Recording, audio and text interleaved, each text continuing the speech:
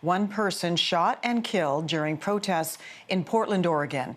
The shooting took place as Black Lives Matter protesters clashed with a 600-car caravan of Donald Trump supporters. They were staging a counter-protest. Witnesses say they heard at least 3 gunshots before spotting a victim on the ground.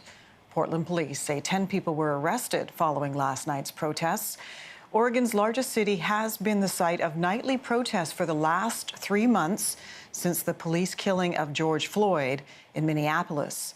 Meantime, the U.S. president took to Twitter to vent his frustration over what's happening there. He slammed the mayor of Portland for failing to deal with the situation, saying people would not put up with, quote, no safety, and he called for the National Guard to be sent in. He says local authorities must ask for their assistance before it's too late, and the National Guard could solve the problems in less than an hour. Meantime, Acting Department of Homeland Security Secretary Chad Wolf was asked on ABC's This Morning if the president planned on sending federal law enforcement to Portland in defiance of local leaders. Wolf said it wasn't out of the question.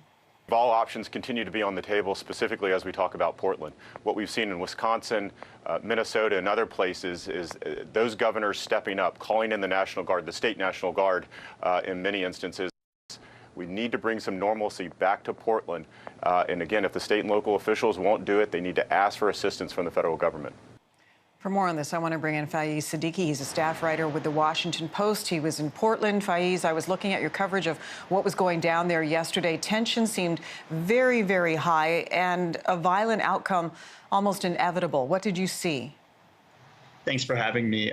Yeah, that's exactly right. I mean, almost from the start, as soon as this Trump caravan started coming toward the city and into the city, those tensions were escalating. And there was just this feeling that something was going to happen. There was a confrontation at a highway on-ramp where the Black Lives Matter activists confronted the Trump supporters as they were attempting to get onto the 5 here. The caravan was stopped for a moment. A fight, or I suppose you could call it a skirmish, broke out, and the cops responded, arrested a couple of people. Then, interestingly, the caravan, which was going to circle the city, came toward the city. And once those Trump supporters, or that group aligned with the president, came into the city, it seemed almost inevitable that there would be clashes, and certainly there were after that. What do we know about the person who was shot?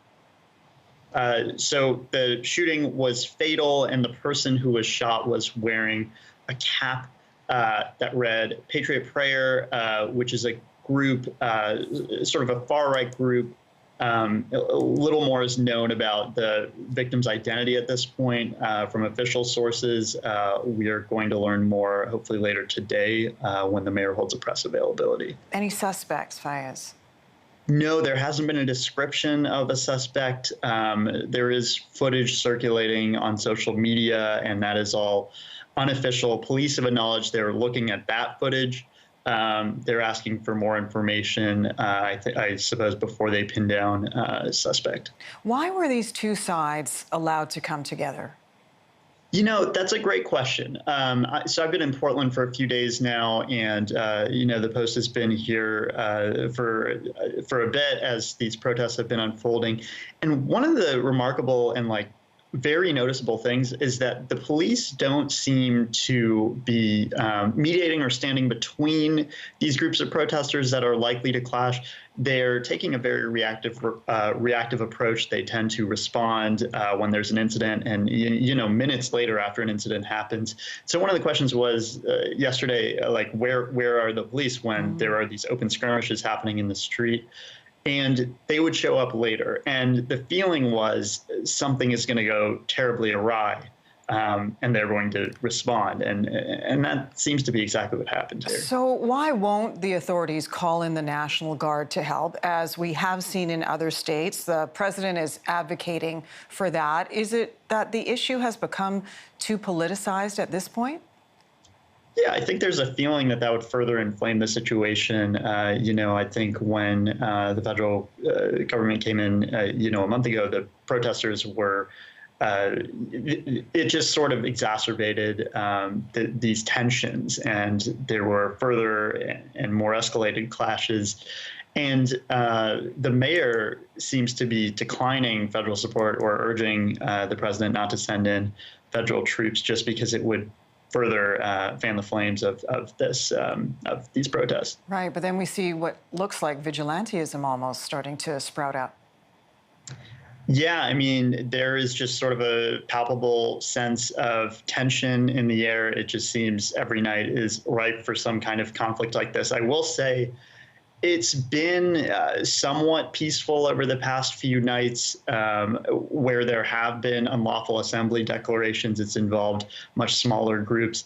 What everyone's been saying, at least with respect to these marches, is the marches themselves end up going off without a hitch some nights, but this idea that you're going to have a diametrically opposed group coming into the city, that's going to create the conflict. And of course, it's going to erupt from there.